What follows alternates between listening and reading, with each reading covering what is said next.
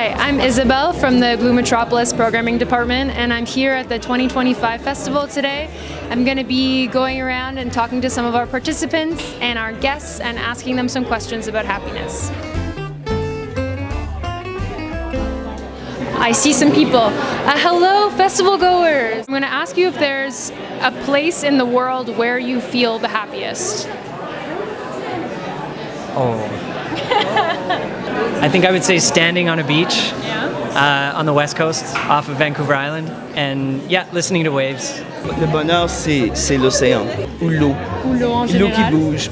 Non, l'eau qui bouge avec des vagues. Moi, je viens de l'Acadie, donc on nous dit que notre langage est comme des vagues. Donc, il y a toujours un confort et un bonheur autour du son et du feeling d'une vague. Magnifique.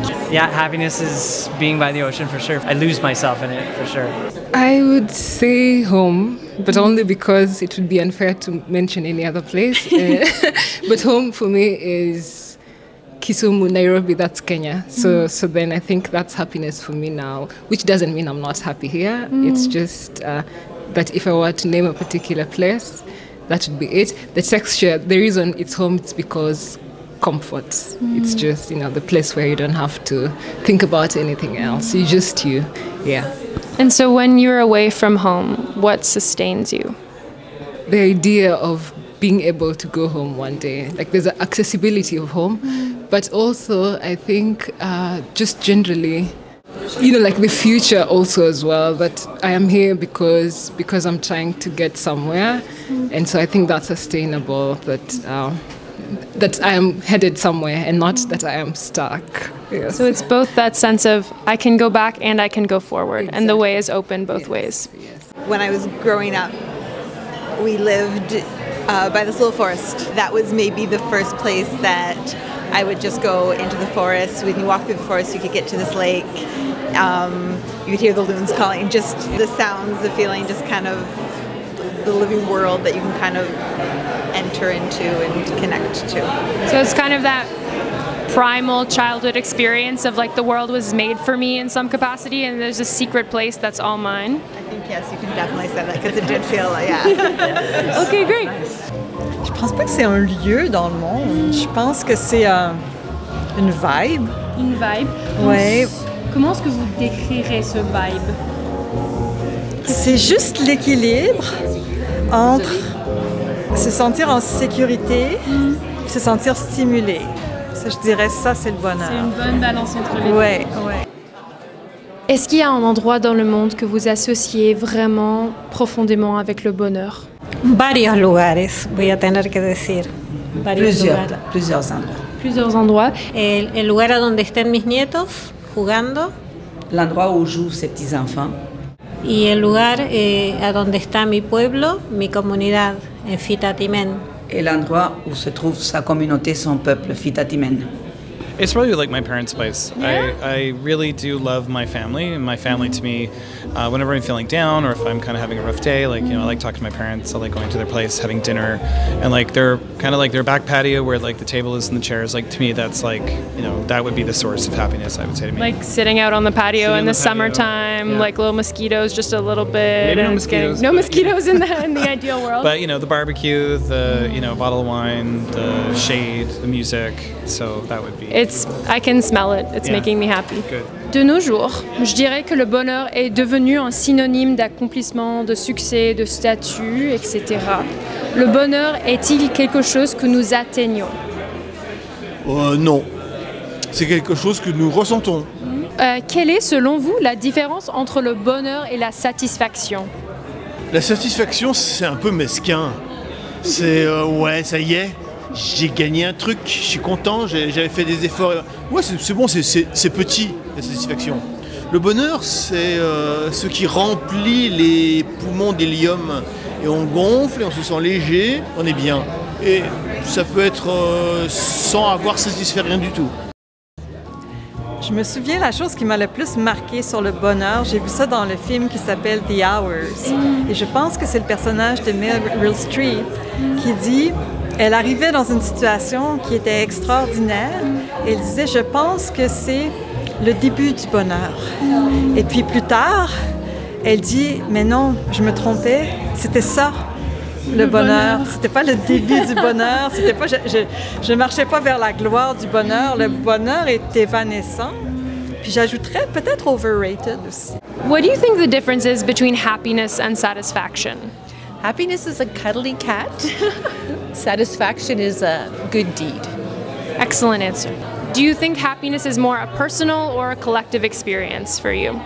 I'd say both. I mean, I think happiness, though, if you're going to ask me to pick one, I probably would say personal because it just starts with the person. And I feel like, hopefully, if I'm happy, I can try to help other people be happy or kind of encourage happiness in others. If I don't have that, then I think it's hard to kind of get to that next extra stage. So it kind of starts with a spark in one person and then it can become kind of contagious? Completely. Yeah? I think so, yeah. So we talk a lot about happiness as a personal experience, and we talk a lot about like self-fulfillment, we talk a lot about self-improvement. In what dimension is happiness also a collective experience? Oh, okay. There's an approach where I work called sustainable happiness, and so a big part of that is making sure that we are acting, behaving, learning, interacting in ways that brings sustainability not just for us as individuals, but for our communities and ideally on a global scale. So I think that, yeah, to get into that idea of happiness, it's bringing it first inwards so that we understand it, and then outwards so that it becomes part of our communities and part of how we gather and how we interact. Because our happiness is not just a spontaneous felt emotion, but it's connected to our lived experience and to the structural realities of that experience. I totally agree with that, for sure. How did happiness, the meaning of happiness, change for you after you became a parent? Oh, wow. I guess becoming a parent, it's still a process of becoming for me. I guess is one in which you realize that your investments are beyond your own body, beyond your own goals and aspirations. And that at first is a disorienting, at times even a little threatening. But it becomes maybe one of the singular, perhaps the singular definition of happiness that I can think of. Sometimes people say that writing poetry about happiness or that writing about happiness in general is one of the trickier, it's one of the more trickier things to represent. Yeah, I mean, happy doesn't bring a lot of attention to it, I guess. But I mean, I think on some level, you're writing about a thing after the fact more often than not, right? You're writing about this space that you're trying to re-inhabit. And there's always a tension in that, even if it's a happy space, right? You're still just trying to make it interesting for yourself and someone else. You're still just trying to get to the little bit of nuance that isn't as simple as just a smiley face, So I think, yeah, it's not the edgiest thing, but I think there's a real place for it. Do you have 2 minutes to answer some questions about happiness for us? Yes. Okay. What does happiness mean to you? It's a fascinating question for me because I am nearly 87 years old now. I've recently lost my husband of 60 years and we were so happy together.